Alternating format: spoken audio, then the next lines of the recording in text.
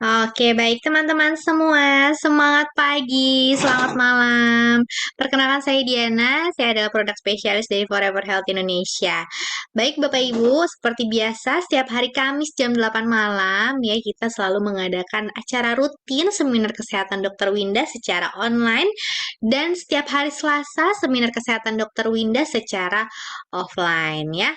Baik, untuk itu Bapak Ibu bisa segera menuliskan pertanyaannya di kolom chat karena nanti saya akan menutup kolom chat 15 menit sebelum acara berakhir ya.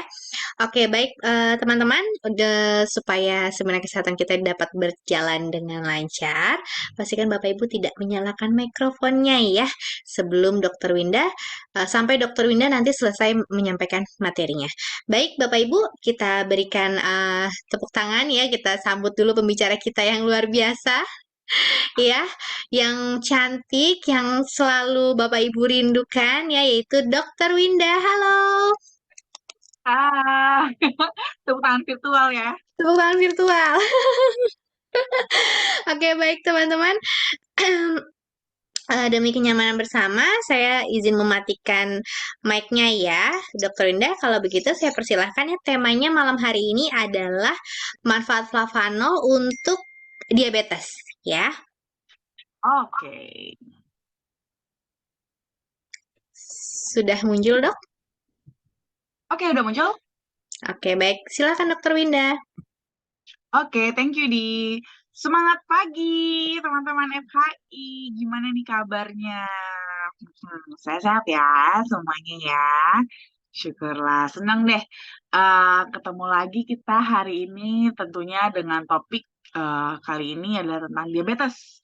Pokoknya prinsipnya mah kita tambah-tambah ilmu aja, ya kan? Dan karena saya yang bawain ya ilmu tentang kesehatan lah ya kan? Nah, eh, oke, hari ini saya mau bahas tentang diabetes mellitus nih. Mungkin kalau ngomongin soal diabetes, teman-teman lumayan banyak yang familiar pasti. Tahu nggak diabetes? Tahu lah ya, kencing manis, terus penyakit gula, ya kan? Namanya macam-macam tuh. Nah, tapi sebenarnya seberapa jauh sih teman-teman memahami tentang diabetes ini? Nah, kalau kita mau ngebahas diabetes, diabetes itu sebenarnya termasuk penyakit nggak sih? Nah, yuk kita bahas slide.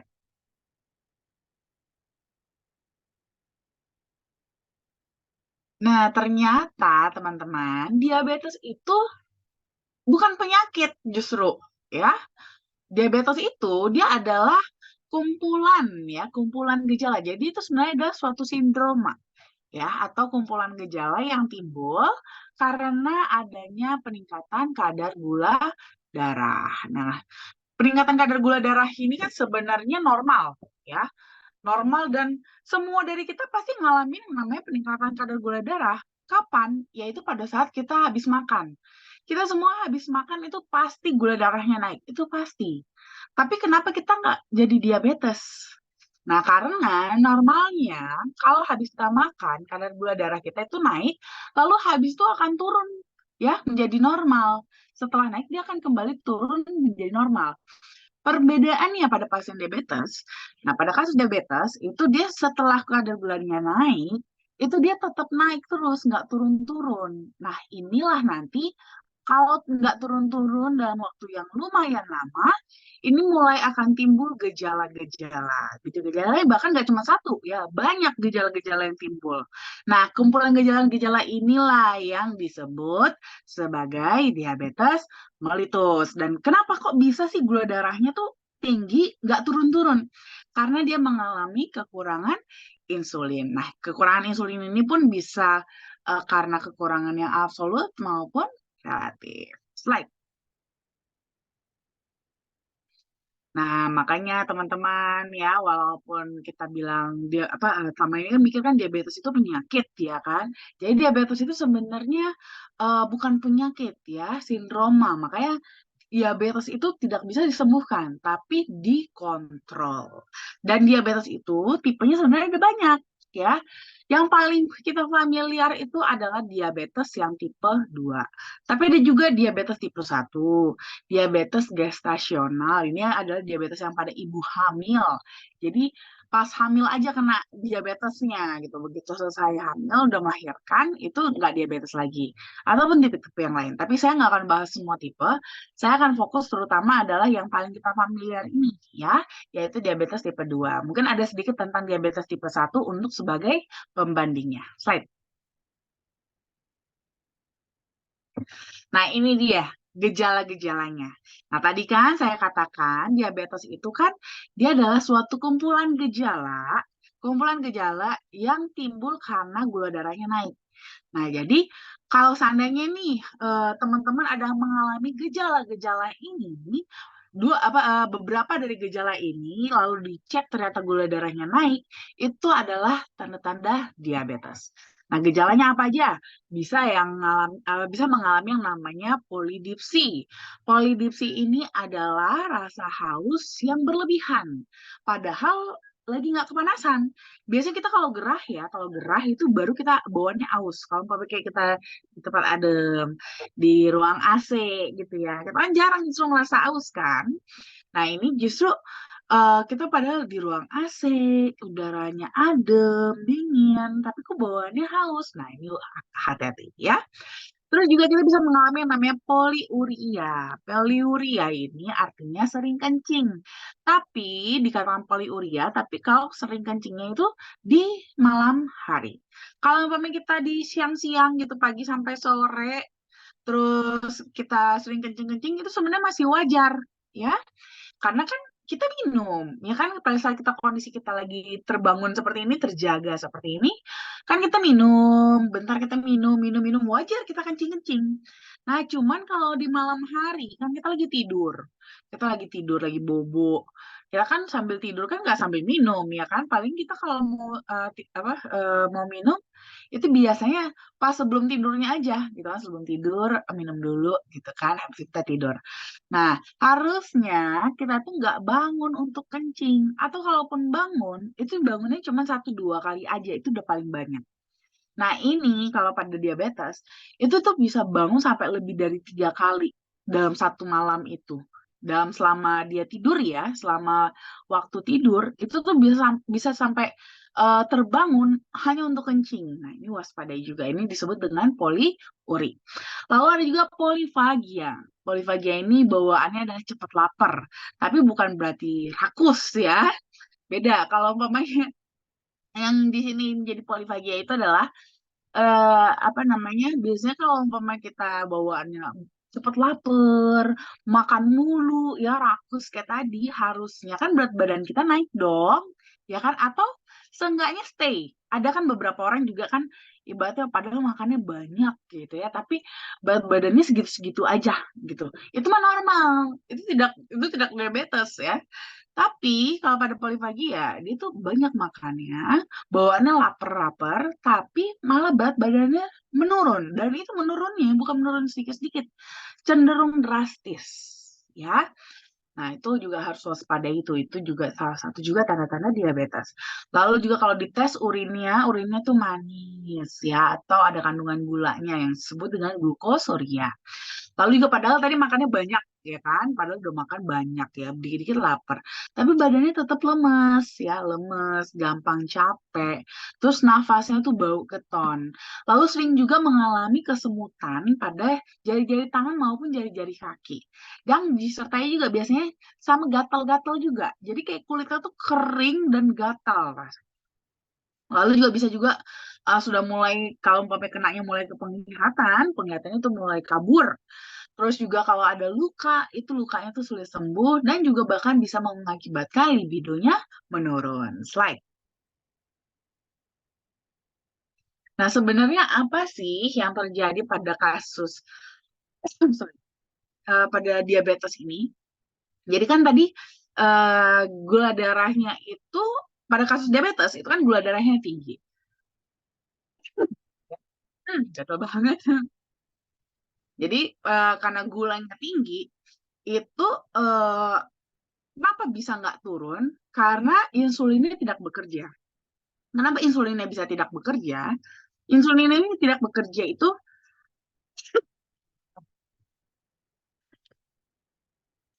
insulinnya itu tidak bekerja karena ada masalah ya pada insulin tersebut.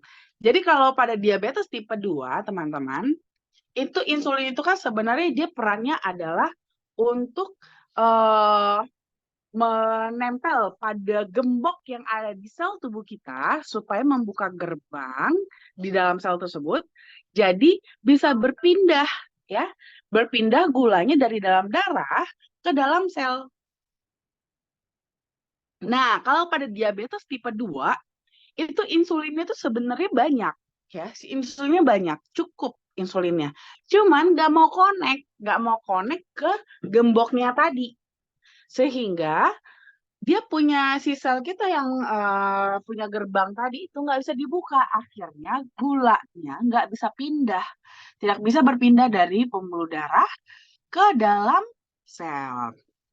Nah, kalau untuk diabetes yang tipe 1, itu memang dasar dia insulinnya yang kurang. Jadi, perbedaan diabetes tipe 1 dan tipe 2, itu kalau pada tipe 1, itu dia memang produksi insulinnya kurang. Jadi, memang dari awal dia itu sudah punya masalah pada pankreasnya. Makanya nih, kalau umpamanya kita ketemu pasien diabetes, terus usianya masih muda, ya umurnya masih belasan, masih awal 20-an, bahkan dia sudah suntiknya insulin, itu adalah diabetes yang tipe 1. Ya, karena memang dia mengalami diabetes karena ada kelainan pada pankreasnya, dan itu biasanya memang sudah cacat dari lahir. Nah, sedangkan nih yang paling sering kita temuin itu diabetes yang tipe 2. Yang biasanya tuh kena diabetesnya umur-umur 40-an, 50-an gitu ya. Nah, ini memang lebih karena gaya hidup. Gaya hidup, kebiasaan kita selama ini makan yang berlebihan, ya kan? Makan berlebihan. Sehingga kadar gula kita di dalam darah itu tinggi, ya. Kadar gula darah yang di dalam ini tinggi, ini mengakibatkan kerusakan pada sel-sel di tubuh kita. Karena gula itu sifatnya adalah oksidasi, mengoksidasi. Nah, dia tuh sifatnya tuh merusak. Ibarat kata tuh kalau sama besi, itu tuh sifatnya tuh bikin karat gula itu, bikin karatan. Nah, kalau umpamanya gulanya banyak, otomatis banyak sel yang bisa dia bikin karatan. Nah, inilah yang terjadi pada diabetes tipe 2. Karena kebiasaan tadi, gula darah di dalam tubuhnya tinggi, ya mungkin karena makannya berlebihan, tapi olahraganya kurang, ya kan? Akhirnya tuh gulanya tinggi di dalam pembuluh darah. Nah, ini yang akan membuat sel-selnya itu, gembok-gemboknya tadi itu mulai berkarat akibat gulanya. Akhirnya pada saat dibutuhkan, insulin jadi malah nggak bisa connect ke gemboknya. Akhirnya kan jadi nggak matching ya, sama aja kayak gembok sudah karatan, kunci pasangannya juga nggak bisa buka gembok itu lagi karena udah berkarat gitu kan. Akibatnya udah deh makin parah ya, makin menjadi-jadi gula darah tingginya. Karena tidak bisa dipindahkan gulanya dari dalam pembuluh darah ke dalam sel. Akhirnya semakin luaslah sel-sel yang semakin dirusak lagi oleh gula darah yang tinggi ini. Makanya biasanya ini prosesnya memang membutuhkan waktu yang lama, bisa puluhan tahun, sampai akhirnya bisa merusak sebanyak itu sel di dalam tubuh kita, sampai membuat gula darahnya itu nggak bisa dipindahin ke dalam sel slide.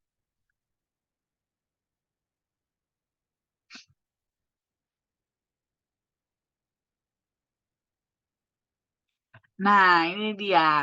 Jadi nih, kalau teman-teman lihat bisa digambar di layarnya masing-masing ya. Jadi tubuh kita itu sebenarnya pasti akan mengusahakan untuk menormalkan kembali. Prinsipnya gitu, akan berusaha untuk menormalkan. Kalau untuk gula darah, dia tuh akan berusaha untuk menormalkan kadar gulanya itu di bawah 110 gitu ya.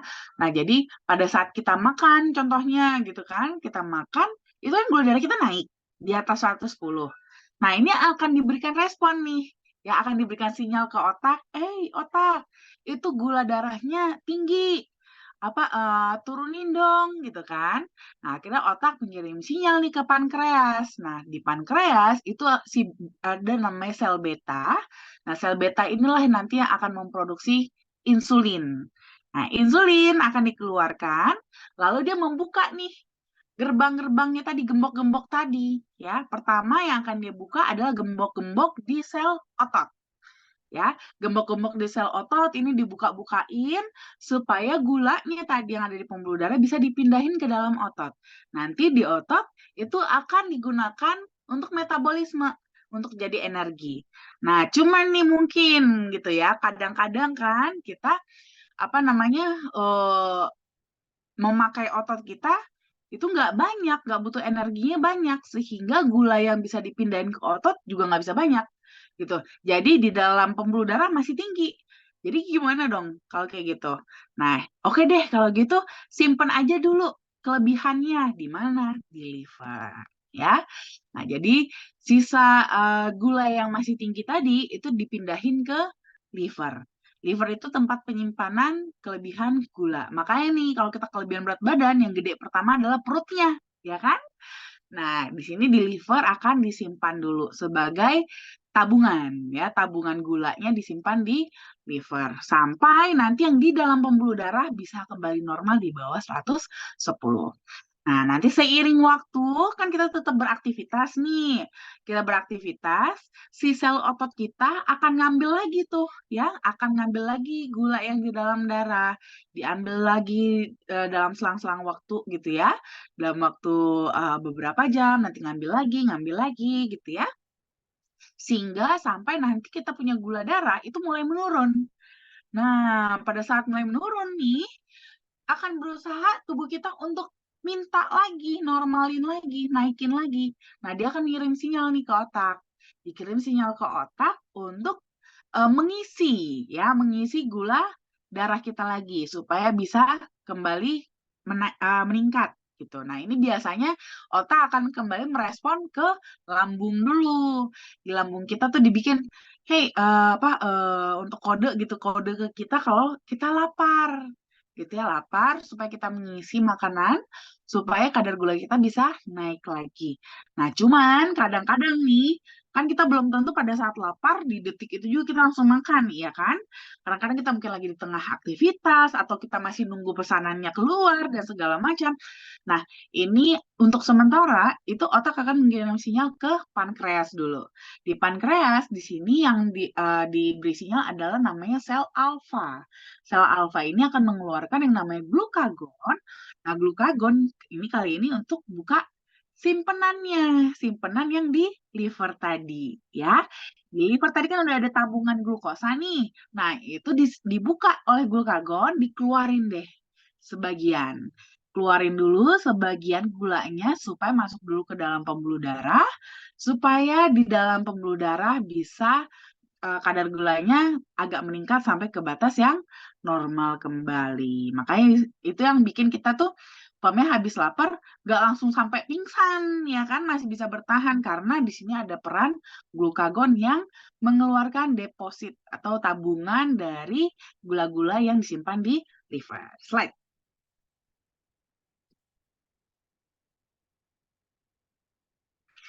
Nah, makanya teman-teman ya, kalau kita umpamanya nih gula darah kita tinggi, terus kita ngatasinnya gimana? Ya balik tadi kayak tadi prinsipnya. Harus gimana caranya menormalkan kadar dari gula dalam pembuluh darah. Cara gimana? Ya batasi yang masuk dan tingkatkan yang keluar. Jadi makanya harus jaga makan sama olahraga. Cuman makanya itu lagi juga yang sering jadi masalah ya teman-teman justru ya. Karena biasanya tuh kita yang kena diabetes itu juga karena gaya hidup. Gaya hidup kita yang biasanya makan berlebihan dan malas olahraga. Kalau umpamanya nih tiba-tiba kita disuruh berubah harus jaga makan dan olahraga, apa emang pada bisa? Faktanya jarang yang bisa, ya kan? Kalaupun bisa bertahan cuma sebentar doang. Ya gimana ya? Gaya hidup puluhan tahun mana bisa diubah hanya dalam beberapa hari, ya kan? Nah, makanya sering sekali itu jarang penata laksanaan untuk diabetes ini hanya sampai di situ aja. Biasanya selalu didampingi juga dengan terapi hipoglikemik oral ya atau pakai obat gitu ya, pakai obat minum, obat oral. Jadi tapi obat oral ini juga bukan berarti cuman kasih obat, habis itu teman-teman nggak perlu diet, nggak perlu olahraga ya, nggak juga, harus tetap ya. Jadi olahraga dan dietnya tetap harus, lalu dibantu lagi dengan terapi oralnya ya dengan obat oral. Cuman ini juga sama ya, kembali lagi tadi ya, biasanya karena gaya hidup, terus hanya mengandalkan obat oral aja, males diet, males olahraga, akhirnya lama-lama ya nggak mempan juga obat oralnya, sampai akhirnya jadi harus terapi insulin. Slide. Nah, mau perkenalkan nih produk kesayangan kita ya, ada Cocoa Flavanol Original, Sweet Datem Liquid, NutriFlow, dan juga Flavanol Man. Slide. Nah, kalau kita ngomongin soal flavanol, tentunya kita akan ngomongin soal kepalanya nih. Karena mau di bawah, mau di atas, sama aja manfaatnya ya. Dari polifenol itu sendiri. Kepalanya itu ada polifenol. Jadi flavanol itu adalah bagian dari polifenol. Jadi apa manfaat dari polifenol, itu juga menjadi manfaat ya dari flavanol. Jadi kalau kita ngomongin polifenol, itu dia terkenal banget akan manfaatnya sebagai antioksidan. Ya, dia merupakan salah satu antioksidan kuat yang sering sekali dimanfaatkan untuk menangkal radikal bebas dari tubuh kita. Tapi ternyata teman-teman, kandungan flavanol yang tinggi pada kokoa juga itu terbukti secara klinis juga bermanfaat untuk fungsi kardiovaskular kita juga. Karena ternyata kalau dia masuk dalam saluran darah kita, aliran darah kita, itu kita bisa mendapatkan efek dalam jangka pendek, yaitu dilatasi atau pelebaran pembuluh darah, di mana ini akan memberikan efek aliran darah kita bisa lebih lancar. Nah, tapi tentunya ini manfaat ini juga nggak gitu gampang untuk kita dapatkan ya. Kenapa? Karena itu dia, biasanya yang kita konsumsi itu sudah yang coklat olahan ya, coklat olahan. Di mana ini biasanya justru kandungan flavanolnya sudah sangat sedikit atau bahkan udah nggak ada. Ya, makanya kadang-kadang tuh kita kalau makan coklat yang biasanya kita konsumsi selama ini ya kita nggak ada dapat manfaat fungsi kardiovaskularnya. Ya ada malah kita dapat gemuknya, dapat sakit gulanya malah kadang-kadang ya, sebanyaknya seperti itu. Makanya untuk mendapatkan kandungan flavanol yang tinggi itu harus menggunakan metode ekstraksi yang tepat agar flavanolnya itu bisa tetap dipertahankan tinggi untuk kita konsumsi. Slide. Nah, di sini untungnya person kita yaitu Barry Callebaut itu sudah menemukan metode pengolahan biji kakao di mana ini hasilnya itu sudah terbukti dapat mempertahankan hingga 80% ya. 80% kadar flavanol alami dari si kakao tersebut. Yang biasanya nih itu dia sudah cenderung rusak dalam proses ekstraksinya. Dan ini sudah mereka beri brand Acticoa, dan Acticoa inilah yang menjadi bahan baku di semua lini produk Cocoa Flavanol FHI. Slide. Nah, tentunya sudah banyak juga penelitian ya tentang flavanol untuk penderita diabetes. Karena pada dasarnya intervensi diet ya, intervensi makanan dengan produk kakao yang mengandung flavanol yang tinggi pada manusia itu ternyata menunjukkan efek yang menguntungkan baik pada oksidasi LDL atau kolesterol jahat, agregasi trombosit, sensitivitas terhadap insulin, fungsi endotel dan juga tekanan darah. Nah, tadi kita sudah bahas ya kalau pada kasus pasien diabetes itu kan kondisi kadar gula darahnya kan dia tinggi terus. Nah, kondisi yang tinggi ini tuh kejadiannya tuh nggak cuma sesekali doang, teman-teman. Berulang dan berkepanjangan, ya. Dan karena tadi pada dasarnya sifatnya gula itu adalah oksidasi. Nah, di sini dia bisa mengakibatkan atau mengoksidasi yang namanya nitric oxide yang diproduksi oleh si sel endotelium di dalam pembuluh darah kita. Nitric oxide ini dia punya sifat antioksidan. Makanya antioksidan ketemu sama oksidasi, nah dia ngiket tuh gitu ya. Nah, ini teman-teman, satu sisi menguntungkan, satu sisi nggak menguntungkan juga. Tapi untuk kasus diabetes ini lebih banyak yang tidak menguntungkannya. Kenapa? Karena kondisi gula darah yang tinggi tadi, ini akan membuat si gula-gula tersebut itu jadi mengikat nitric oxide di pembuluh darah. Akibatnya, nitric oxide jadi tidak bisa bekerja dalam membuat pembuluh darah jadi elastis.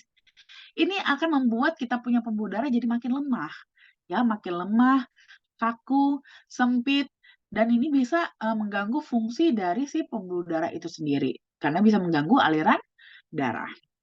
Nah, ternyata setelah 30 hari dilakukan intervensi makanan dengan produk kakao yang mengandung tinggi flavanol, di mana kadarnya adalah di atas 371 mg flavanol sebanyak 3 kali sehari, ternyata dia bisa mengejar mengejar ketertinggalan dalam peningkatan dilatasi atau pelebaran pada pembuluh darahnya, di mana hasilnya itu setara dengan intervensi jangka panjang baik melalui aktivitas fisik, penggunaan obat-obatan kardiovaskular maupun insulin. Wow, ya. Jadi umpamanya nih kita udah tahunan menderita diabetes dalam 30 hari konsumsi di atas 371 mg flavanol 3 kali sehari, itu sudah setara seperti kita olahraga, minum obat-obatan, bahkan dengan terapi insulin selama bertahun-tahun. Wow, ya. Slide. Nah, selain ada flavanol, ada juga bahan-bahan lain yang semakin mendukung juga untuk kasus diabetes seperti ini, yaitu Centella asiatica.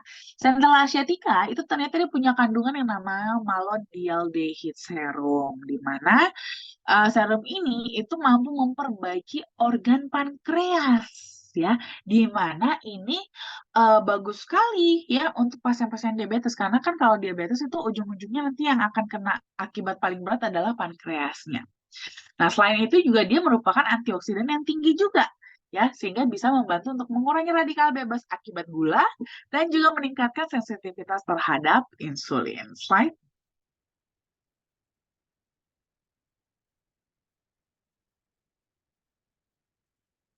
Lalu ada juga black garlic. Nah, kalau black garlic sih sebenarnya udah lumayan terkenal ya.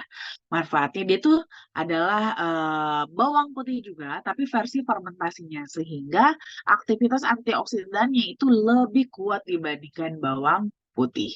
Jadi dia punya manfaat yang sama, tapi powernya jauh lebih kuat dibandingkan bawang putih. Kalau untuk manfaat di bidang kesehatan sih udah banyak banget ya. Untuk kanker, untuk tumor, miom, kolesterol, darah tinggi, bahkan buat detox juga ya. Apalagi untuk kontrol gula darah ya, bagus banget bawang hitam ini untuk mengontrol gula darah. Karena dia itu memiliki yang namanya zat S-allyl cysteine atau SAC yang tinggi. Nah, zat ini itu punya sifat anti diabetes dan juga membantu penyerapan alisin, di mana alisin ini dia punya manfaat dalam membantu menjaga kadar gula darah bisa tetap normal karena dia punya kemampuan dalam mendukung produksi dari hormon insulin. Slide. Nah, ini dia kan. Bahkan ada jurnalnya nih teman-teman ya. Jadi bisa loh kita melakukan terapi diabetes dengan Centella asiatica. Jadi kalau kita memberikan Centella asiatica dengan dosis 1.200 mg per kilogram berat badan per hari, ini akan memberikan efek anti diabetes dan berefek yang sama dengan tikus yang diobati dengan metformin 45 mg per kilogram berat badan per hari. Udah hampir setara dengan obat gula ya bahkan ya. Dan black garlic juga sama ya. Karena tadi ya black garlic itu dia punya aktivitas antioksidan yang memiliki manfaat dalam menekan radikal bebas untuk mencegah bahkan sampai ke komplikasi diabetes tipe 2 tersebut. Karena sering banget teman-teman justru ya yang bikin diabetes ini menjadi berbahaya sebenarnya adalah nggak hanya diabetes itu sendiri, tapi komplikasinya. Ya, jadi buat teman-teman mungkin yang dia diabetes, bukan berarti itu sudah akhir kehidupan ya, belum, belum kok. Yang penting bisa dijaga aja diabetesnya terkontrol, jangan sampai nih diabetes beranak ya, alias berkomplikasi. Karena kalau udah komplikasi itu baru yang benar-benar berat. Ya, slide. Lalu juga ada apa kandungan-kandungan lain yang mendukung juga ya, seperti vitamin B7 supaya pembakaran metabolisme tubuh kita semakin baik. Lalu ada vitamin C, sistein juga yang berperan sebagai antioksidan juga ya, yang bisa membantu juga untuk menangkal radikal bebas dan juga mengurangi kerusakan akibat oksidasi dari gula yang tinggi. Slide.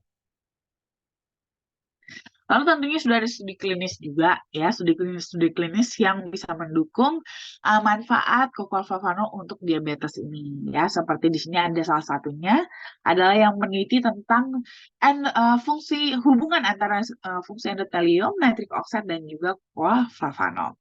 Ternyata dengan mengkonsumsi flavano dalam 4 minggu, itu bisa meningkatkan fungsi endotelium kita dalam memproduksi nitric oxide yang lebih baik, di mana ini akan memberikan kontribusi untuk aliran darah yang lebih normal. Slide. Lalu juga kokolflavanol itu juga bisa buat diet ya karena dia bisa membantu untuk menurunkan berat badan dengan membakar lemak ya. Jadi bukan buat buang-buang air tapi untuk membakar lemak supaya simpanan lemak kita ini semakin berkurang jumlahnya di dalam tubuh di mana ini akan membantu banget untuk mengurangi simpanan tempat penyimpanan toksin ya atau radikal bebas ya. Dan ini juga termasuk salah satu juga untuk supaya kita bisa mencegah terjadinya diabetes. Slide. Nah, lalu kita juga sudah punya klaim yang sudah di-approve ya, klaim kesehatan yang sudah diakui baik secara melalui EFSA maupun melalui FDA, di mana ini akan menjadi pegangan ya, pegangan terapi penggunaan kokolflavanol untuk manfaat kesehatannya. Nah, di sini EFSA sudah mengatakan bahwa kokolflavanol itu bisa membantu menjaga elastisitas pembuluh darah sehingga memberikan kontribusi untuk aliran darah yang lebih normal. Dan bahkan FDA sudah mengatakan bahwa kokolflavanol bisa menurunkan resiko penyakit kardiovaskular. Dan tentunya untuk bisa kita klaim manfaat kesehatan ini, itu jumlah flavanol yang harus dikonsumsi adalah 200 miligram per hari ya. Jadi kalau kita mau dapat manfaat kesehatan ini harus minumnya 200 miligram setidaknya ya dan semakin banyak kita bisa konsumsi flavanol maka akan semakin banyak manfaat yang bisa kita dapatkan. Slide. Nah, jadi kalau kita bisa rangkum ya manfaat kokolflavanol sebenarnya utamanya terutama adalah untuk kardiovaskular ya. Jadi untuk tekanan darah, untuk gula ya, kadar gula, terus juga kolesterol ya. Tapi juga karena basically dia adalah antioksidan, jadi juga bisa membantu untuk mengurangi resiko kanker dan bonusnya juga bagus untuk kesehatan kulit. Slide. Nah, untuk DTM liquid ini dia punya manfaat yang lebih ya, karena dia terdiri dari flavanol, kokolflavanol, central asiatica dan black garlic. Jadi dia punya kekuatan 3 kali lipat lebih kuat ya. Dan di sini dia tidak hanya punya manfaat untuk kardiovaskular saja, tapi juga bonusnya bisa melancarkan sirkulasi aliran darah pada ginjal. Jadi bisa membantu untuk memelihara ginjal juga. Karena biasanya sering banget nih kita yang sering minum obat-obatan, termasuk juga bagi penderita diabetes, salah satu komplikasinya adalah gagal ginjal, ya, karena ginjal yang bekerja paling berat. Nah, di sini DTM Liquid bisa membantu juga untuk memelihara ginjal kita. Lalu juga bisa untuk membantu mempercepat proses penyembuhan luka, membantu meningkatkan produksi kolagen, meningkatkan daya ingat dan fungsi saraf, serta mengatasi peradangan dan nyeri sendi. Right? Lalu untuk NutriFlow ini lebih kepada buat kita yang pengen lebih aktif ya. Namanya kita aktif itu biasanya kita banyak terpapar juga ya. Banyak terpapar terhadap radikal bebas, polusi dan yang lainnya. Nah, di sini juga NutriFlow bisa membantu ya mendukung untuk metabolisme tubuh yang lebih baik, penyerapan nutrisi yang lebih baik juga dan juga melindungi dari radikal bebas termasuk juga meningkatkan daya tahan tubuh supaya kita bisa tetap aktif. Dan NutriFlow ini bisa digunakan juga untuk menurunkan berat badan karena bisa kita gunakan sebagai meal replacement untuk mengganti sarapan ataupun makan malam. Slide. Nah, untuk konsumsinya gimana? Nah, pada dasarnya tadi kembali ya kepada dosis yang dianjurkan versi EFSA maupun FDA, itu konsumsinya adalah harus 200 mg flavanol minimal setiap harinya. Nah, kalau untuk flavanol yang varian original atau sweet, teman-teman bisa dapatkan dalam 3-5 gram cocoa flavanol sehari. Nah, ini bisa di-adjust sesuai dengan kebutuhan atau kasus dalam masalah kesehatan teman-teman masing-masing. Slide. Lalu kalau untuk yang liquid, itu aturan konsumsinya itu bisa 1 sampai 2 saset per hari. Nah, ini mungkin lebih dikhususkan memang khusus kepada sirkulasi darah. Jadi lebih dianjurkan kepada teman-teman yang memang sudah punya masalah pada sirkulasi darah. Seperti ada kolesterol, terus memang sudah ada diabetesnya, ya, ada darah tinggi, mungkin sudah pasang ringnya, sudah ada masalah dengan jantung, ada riwayat stroke, itu sangat rekomendasi banget untuk konsumsi yang DTM liquid ini. Dan bisa dikonsumsi 1 sampai 2 saset per hari. Slide. Nah, lalu untuk Nutriflow-nya itu bisa dikonsumsinya juga 1 sampai 2 kali sehari, itu dengan menyeduh 15 gram atau 1 sendok makan ya dengan air. Nah, airnya bebas mau sedikit mau banyak, tergantung selera teman-teman aja. Dan itu bisa teman-teman gunakan sebagai pengganti sarapan maupun pengganti makan malam. Oke, thank you and stay healthy. Oke, baik. Terima kasih banyak Dokter Winda. Itu tadi teman-teman penjelasannya ya. Baik, sebelum kita ke sesi tanya jawab, saya akan memberikan informasi mengenai acara dan juga promo dari FAI. Sudah muncul ya teman-teman ya di layar handphone atau laptop Bapak Ibu semua. Oke, baik. Nah, Bapak Ibu, kita ada sosial media seperti YouTube, Instagram, Facebook, Telegram, dan TikTok. Bapak Ibu, saya sarankan untuk mengikuti seluruh sosial media kami karena Bapak Ibu bisa gunakan sosial media kami sebagai alat bantu dalam mempromosikan produk FAI seperti misalnya video Zoom malam hari ini, video bisnis yang kemarin, kemudian tips kesehatan dan video kesehatan lainnya. Bapak Ibu bisa langsung buka di YouTube Forever Healthy Indonesia Official, kemudian Instagram @foreverhealthy.id, ada Facebooknya Forever Healthy Indonesia, Telegramnya FAI Official, dan juga ada TikToknya di @foreverhealthy.indonesia. Nah, kemudian bagi Bapak Ibu yang merasa kurang jelas akan konsultasi di Zoom mungkin atau di mana, pengen langsung tanya ke Dokter Winda, langsung aja chat di nomor 0878 1706 6067 di jam 10 sampai jam 5 sore di hari Senin sampai Jumat. Bapak Ibu bisa mendapatkan jawaban mengenai kesehatan ya Bapak Ibu ya. Tapi kalau untuk bisnis nanti bisa langsung tanyakan ke customer relation kami. Lalu selanjutnya, kita ada bisnis preview nanti di hari Sabtu, tanggal 27 April jam 2 siang di Gedung Kosa lantai 3. Nah, ini pembicaranya luar biasa nih Bapak Ibu ya, jauh-jauh dari Makassar nih Bapak Ibu, ada Ibu Siti Rahayu, kemudian ada Bapak Irfan Mohi, dan juga ada Bapak Clemens Triyono, dan juga ada MC-nya Ibu Ami Sumarni. Jadi Bapak Ibu, jika ada calon prospekan, bisa langsung datang ke kantor pusat FAI untuk eh, mendapatkan penjelasan langsung mengenai bisnis FAI yang sangat menarik ini ya. Nah, kemudian nanti di minggu depannya, di tanggal 4 Mei 2024, tanggal jam 4 sore kita akan ada acara halal bihalal keluarga FAI tercinta. Nah, Bapak Ibu yang berada di Jakarta dan sekitarnya atau yang di luar kota ingin ikut bisa langsung datang di kantor pusat kami yaitu di Gedung Kosa Tomang lantai 3 Jakarta Barat ya. Acaranya kita mulai di jam 4 sore sampai dengan selesai ya. Kami turut mengundang semua keluarga besar FAI untuk hadir di acara Halal Bihalal. Jadi bisa langsung ikut ya Bapak Ibu ya di tanggal 4 Mei 2024. Nah, kemudian kita ada trip jalan-jalan nih ke 3 negara, 3 bahasa, 3 mata uang, 8 hari 7 malam. Lebih lama dari Bangkok berarti ya nih ya. Ini seru banget pasti ya.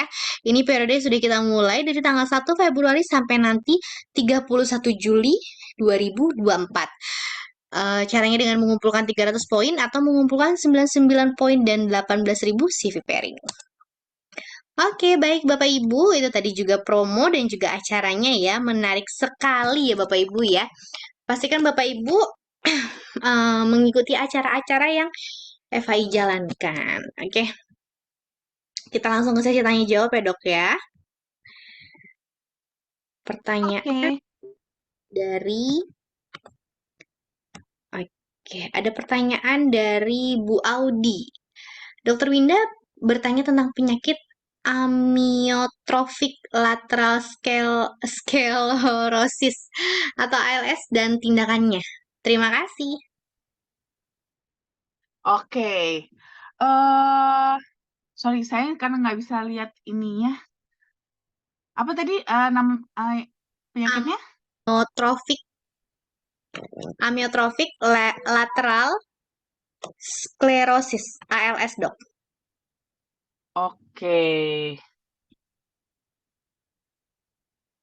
Kalau itu sih sebenarnya lebih ke ini ya, lebih ke penyakit genetik sih sebenarnya. Itu kan termasuk penyakit autoimun. Ya, jadi itu termasuk dalam kategori penyakit autoimun. Jadi sebenarnya sih jatuhnya nanti itu akan sama seperti penanganan untuk penyakit-penyakit autoimun lainnya. Jadi memang harus diberikan, akan ada obat seumur hidup sih. Kalau seperti itu akan ada obat seumur hidup. Nah, di sini yang kita jaga adalah supaya kekambuhannya ya, untuk menjaga kekambuhan itu tidak berat, tidak sering. Karena semakin sering kambuh, ini dampaknya akan semakin merusak jaringan tubuh. Namanya autoimun itu kan sebenarnya adalah imunitas tubuh kita sendiri, tapi yang terlalu agresif. Harusnya imun kita itu menyerang benda-benda asing gitu ya. Benda-benda asing yang ada masuk ke dalam tubuh, tapi di sini karena dia terlalu agresif, itu malah yang diserang adalah tubuh sendiri gitu ya. Yang diserang adalah tubuh kita sendiri sehingga memang si si imunitas kita ini harus agak ditekan ya supaya dia tidak terlalu agresif. Nah, di sini itu bisa dibantu juga sih dengan kokolfavanol karena kan kokolfavanol itu punya efek antioksidan. Karena basically antioksidan itu adalah kerjanya adalah sebagai protecting dan juga balancing. Ya, di sini kan tadi kita udah tahu kalau imunitasnya itu kan terlalu agresif. Nah, ini nanti akan membantu juga untuk menekan aktivitas dari imunitas supaya tidak terlalu agresif, tapi sekaligus juga protecting juga, yaitu memproteksi sel-sel tubuh yang sehat. Ya, supaya meminimalisir damage atau kerusakan akibat dari sel imun tubuh kita sendiri. Tapi kalau seperti ini biasanya sih saya anjurkan tetap kombinasi dulu ya obatnya. Biasanya kan kasih NSAID tuh. Seringnya kan dikasihnya NSAID. Nah, itu nanti atau steroid gitu kan. Nah, itu nanti dikonsumsi bersamaan dulu ya. Bareng-bareng nggak harus di jam yang sama, tapi maksudnya obat steroid itu jangan dilepas dulu. Nanti dikonsumsi dulu bareng. Nanti kalau sudah lebih stabil baru boleh di tapering off ya. Jadi diturunin secara bertahap. Oke? Oke, baik. Terima kasih banyak Dokter Winda jawabannya. Ini ada Bu Leni. Semangat. Kemudian dari Ibu Ami Sumarni. Salam dari Bangkok. Wah, Ibu Ami ini salah satu peserta yang berhasil berangkat ke Bangkok loh, teman-teman ya. Pasti seru banget ya di sana ya. Kemudian ada Ibu Masnia dari Toli Toli hadir. Kemudian juga Bu Evi, Ibu Bapak Legend Hebat. Nah, kemudian pertanyaan nih Dok dari Bapak Wendy Chandra. Malam Dok mau tanya penyakit autoimun lupus, apakah bisa diatasi dengan Flavanol? Bisa juga sama ya. Jadi sebenarnya mirip dengan yang tadi apa dengan yang ALS tadi gitu ya. Jadi dia mirip. Nah, di sini bisa memang kokalfavarol dengan untuk kasus autoimun. Jadi mau lupus, mau DIC, mau psoriasis ya, itu prinsipnya semua sama. Jadi sebenarnya penyakit autoimun tuh kerja patologinya, patofisiologinya itu sama semua ya. Sama, cuman yang membedakan adalah bagian yang mana, organ tubuh yang mana yang diserang. Itu yang membedakan. Kalau lupus kan dia lebih serang kan kepada ginjal dan persendian kan. Nah, di sini itu bisa juga dibantu dengan kokolfavanol ya, membantu untuk menekan imun yang berlebihnya, agresivitas dari si imunnya, sekaligus juga untuk melindungi sel-sel yang rusak akibat dari serangan si imun tersebut. Dan juga karena basically juga kokolfavanol punya sifat antiinflamasi juga, dia bisa membantu untuk mengurangi peradangannya, ya, peradangan pada eh, organ-organ tubuh yang apa namanya terserang Karena kan bisa setelah diserang itu nanti dia akan membengkak ya, meradang. Nanti bisa mengurangi peradangannya juga supaya bisa mengurangi nyeri. Tapi tetap untuk di awal dikombinasi dulu ya. Jangan single langsung berpindah ke kokolflavanol karena kan di sini kan kerjanya akan berbeda. Kalau steroid tadi kan dia memang langsung menekan gitu ya. Langsung menekan apa namanya? eh, imunitasnya. Kalau di sini kokolflavanol itu dia lebih kepada memperbaiki, ya, memperbaiki sel-sel tubuh yang rusak. Namanya memperbaiki itu lebih takes time, ya. Untuk sementara kokolflavanol bekerja, biarkan aja dulu untuk obat-obatan steroidnya itu yang menekan imunnya supaya kerusakan atau damage yang terjadi itu tidak semakin luas, gitu ya. Oke, baik. Terima kasih banyak Dokter Winda. Pertanyaan dari Bu Ritayani Layu. Ya, pertanyaan dok mau tanya kalau mah akut dengan paru-paru, bisa nggak ya hanya flavanol dan kalau bisa bolehkah tanya produk yang tepat? Paru-parunya apa dulu nih? Kalau infeksi tentu nggak bisa dong. Kalau infeksi ya nggak bisa, karena kan Kocovovanol bukan antibiotik. Walaupun dia punya sifat, ada sih sifat antibiotiknya, tapi tidak bisa disamakan dengan obat antibiotik, ya. Tidak bisa. Nah, di sini jadi tetap sih kalau saya sarankan, ini tergantung dulu nih. Kalau mah aku sih masih bisa, tapi kalau paru-parunya apa dulu? Karena penyakit paru-paru ini ada banyak. Ada penyakit infeksius, ada juga penyakit apa namanya degeneratifnya juga ada. Yang mana paru-paru yang mana dulu gitu ya. Nah jadi mungkin ya itu harus lebih jelas dulu paru-parunya apa. Nanti kalau untuk konsumsinya yang mana aja sih boleh. Cuman mungkin kalau mempertimbangkan ada mah akutnya, saya boleh sih nyaraninnya bisa yang original boleh atau yang liquid juga boleh sebenarnya gitu ya. Nanti bisa konsumsinya itu setelah makan. Jadi lebih kepada pengaturan kapan konsumsinya aja sih kalau mempertimbangkan dengan mahnya ini. Jadi kalau ada mah, minumnya setelah makan supaya jadi lebih aman. Sudah terisi dulu lambungnya dengan makanan gitu. Jadi untuk membantu untuk mengurangi nyerinya juga. Karena memang Cocoa flavanol kita kan dia natural cocoa ya, bukan ekstrak flavanol. Jadi dia itu sebenarnya mengandung semua kandungan yang ada di dalam kokoa, di dalam kakao, ya. Di dalam kakao tuh semuanya dibawa. Jadi nggak hanya flavanol doang sebenarnya. Ada flavanol tentunya. Lalu ada asam amino, ada vitamin, ada mineral, termasuk juga ada asam ya yang dibawa memang bawaan dari si kakaonya itu sendiri.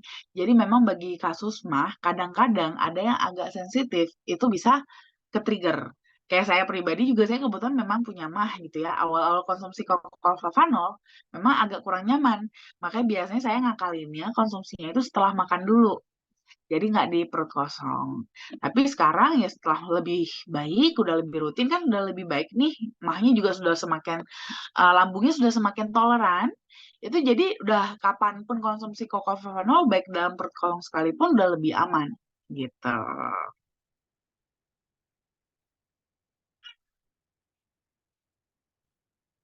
Oke, baik. Pertanyaan terakhir ya dok ya dari Bu Marstri ya. Bolehkah suntik insulin bagi pasien yang tidak ada riwayat gula, Dok, untuk mempercepat proses penggemukan?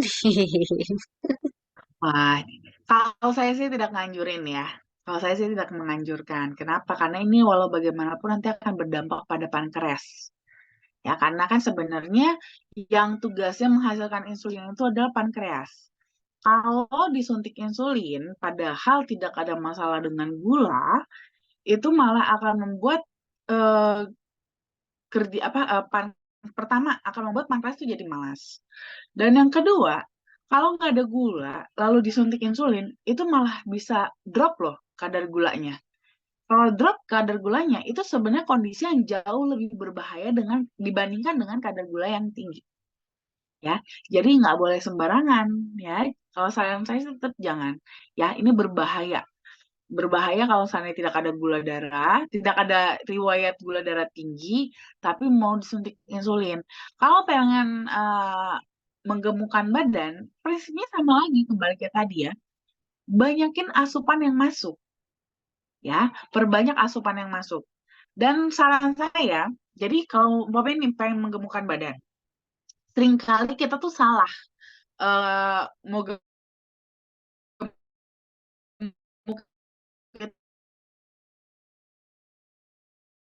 itu cuman asal makan sih jangan seperti kalau mau atau menaikkan berat badan jadi lebih ideal itu dengan metode yang tepat juga supaya apa supaya jangan jadi penyakit nanti kita kan nggak mau kita kan juga kan naikin berat badan kan bukan karena apa kita kan pengen sehat kan kita pengennya sehat gitu.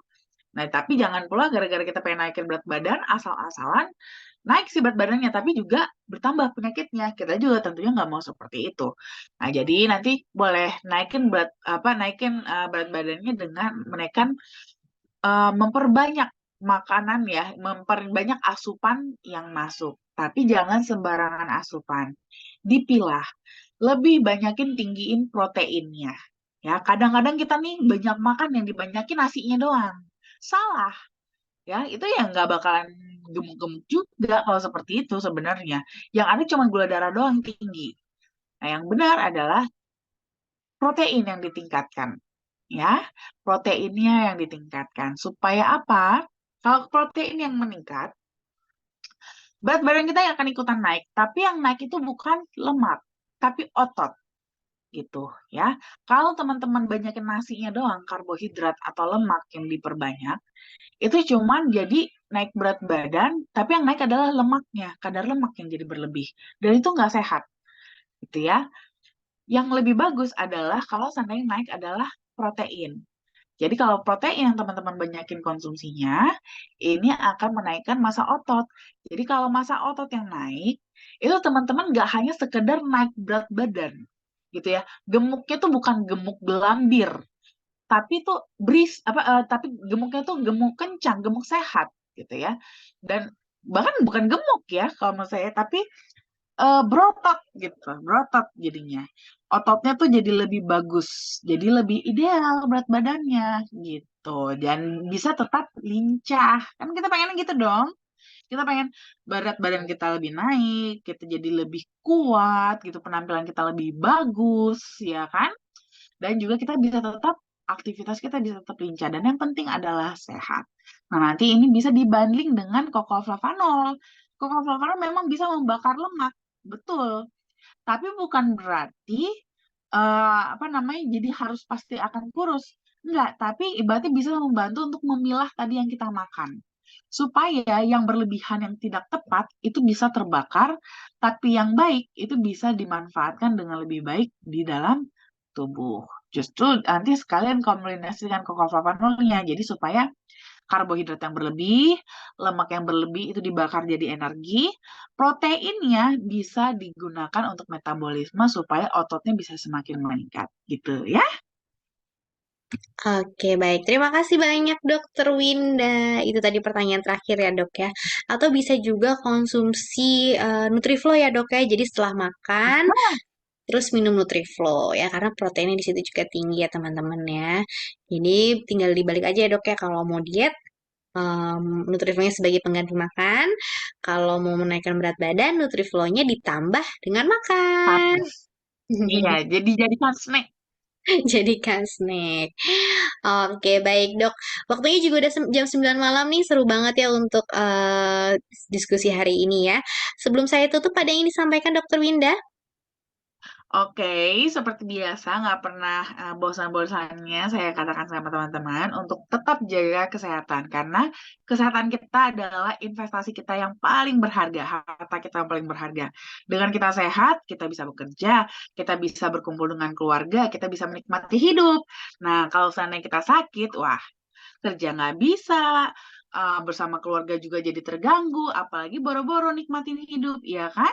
Nah, jadi terus konsumsi kokoflavanolnya supaya kesehatan teman-teman terjaga dan stay happy and Oke. healthy.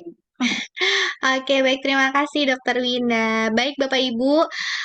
Kalau begitu, saya akhiri acara seminar kesehatan malam hari ini ya. Jangan lupa untuk selalu konsumsi Papanol sebelum tidur. Dan mungkin kayaknya ada mau buka kamera nih yang lagi di Bangkok nih. Mungkin ada yang mau buka kamera yang teman-teman yang masih ada di Bangkok? Halo, Bu Dea. Halo. Oh, sudah di Selamat bandara hari ya. Bunda ya. Oke, hati-hati di jalan ya, Bu ya. Jangan lupa nanti sampai rumah istirahat cukup ya, kemudian konsumsi koko flavanol supaya daya tahan tubuhnya tetap terjaga. Oke, baik kalau begitu teman-teman semua, kita ketemu lagi nanti minggu depan tentunya dengan topik yang sangat menarik. Saya Diana, saya undur diri. Terima kasih dan selamat malam, selamat beristirahat semua. Bye-bye. Selamat malam. Bye. Dah. Dadah.